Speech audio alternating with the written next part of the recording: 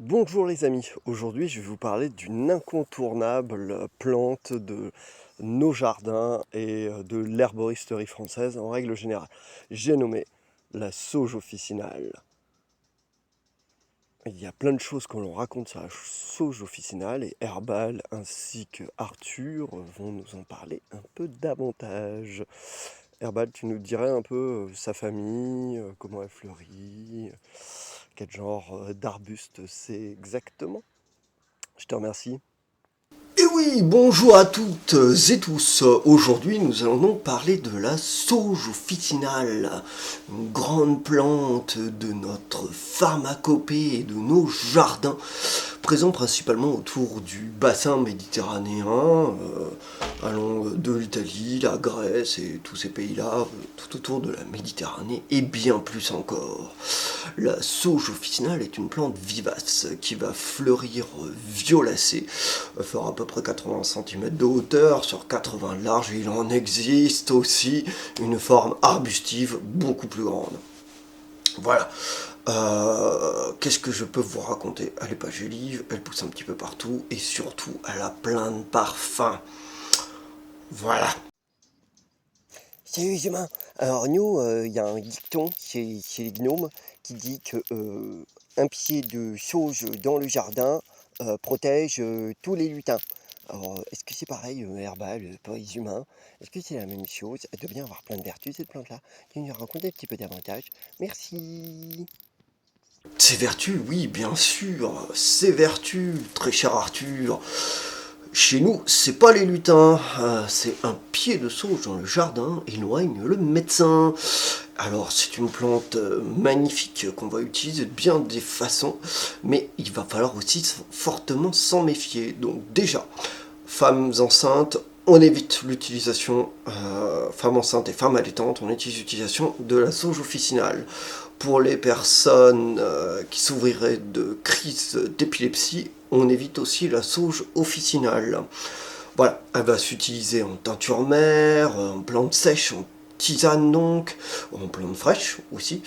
On peut aussi la trouver sous forme de gémothérapie et bien plus encore. Complément alimentaire, les petites gélules réduites en poudre par exemple. C'est une plante principalement connue pour équilibrer le système féminin, le cycle. Voilà, elle est œstrogène-like, donc prise avant l'arrivée des règles, elle aura tendance à produire, à aider la femme à produire des œstrogènes, ce qui fait que cela va équilibrer son cycle ainsi que ses humeurs. Mais ce n'est pas tout, c'est une excellente plante de la digestion, on peut même la remettre dans des sels, la retrouver en cuisine, très très bon avec les poissons. Figure-toi, Arthur, très bonne plante donc de la digestion, mais aussi des bronches. Et elle va être aussi excellente pour tout ce qui est du moral, de l'anxiété et du bien-être émotionnel en règle générale. Voilà, il y aurait bien des choses à dire sur la sauge officinale, mais on en restera là pour aujourd'hui. Bah alors avec autant de vertus, il doit bien avoir aussi plein de légendes, on doit pouvoir l'utiliser plein de façons différentes. Euh, Moi je suis sûr, puis alors elle a un super parfum, hein. Ça c'est un truc de fou quand même, hein. C'est une plante qu'on doit utiliser depuis un million pour essayer de trucs, et on a certainement dû en parler dans les légendes, les contes, des trucs comme ça. Donc tu nous racontes Herban un peu tout ça? Voilà. Ah, des légendes, il y en a plein autour de la sauge officinale, entre le fait on peut la faire brûler pour nettoyer sa maison, faire fuir les mauvais esprits. Mais saviez-vous que la sauge officinale était responsable des grands pouvoirs du dieu Zeus, Jupiter lui-même? Paracels d'ailleurs lui accorde à cette plante 7 planètes. Donc la sauge officinale serait une plante de Jupiter, l'expansion. Alors pourquoi?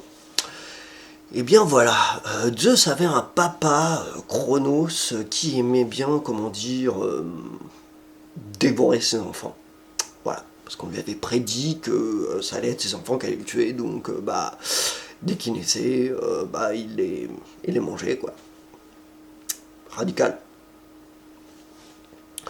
Mais la mère de Zeus voulut sauver un de ses fils. Et qu'est-ce qu'elle fit? Elle enveloppa, elle emmaillota dans des draps plusieurs pierre, qu'elle glissa dans un lit pour faire croire à Cronos que Zeus était en train de dormir, et elle emmena son fils sur une colline.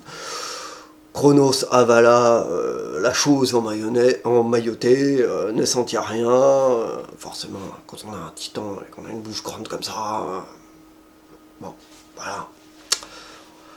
On a peut-être du mal à trouver du goût aux choses. Et donc, sur cette fameuse colline, il y avait une chèvre blanche. Et sur cette colline ne poussait que de la sauge officinale. Alors la chèvre blanche se nourrissait uniquement de sauge. Et la chèvre blanche se trouva alors à allaiter le jeune Zeus. Et Zeus se nourrit de ce lait. Et c'est pour ça que l'on dit que si Zeus a tous ses pouvoirs, c'est parce que la chèvre l'a nourri avec du lait de sauge. Voilà. Vous pouvez rester sur cette chaîne. Cyril et Arthur vous en diront davantage bien plus tard sur d'autres plantes. Et moi aussi, je vous retrouverai avec grand plaisir. Allez, chapeau, bye bye. Vous pouvez retrouver tous les produits de la boutique qui contiennent de la sauge et bien d'autres plantes pour vous faire du bien dans le lien final de la vidéo. Et on tenait aussi à vous remercier d'être présents sur les réseaux, de nous suivre, d'apporter le soutien à une agriculture durable et qui respecte le vivant. On vous fait à tous des gros bisous. À bientôt!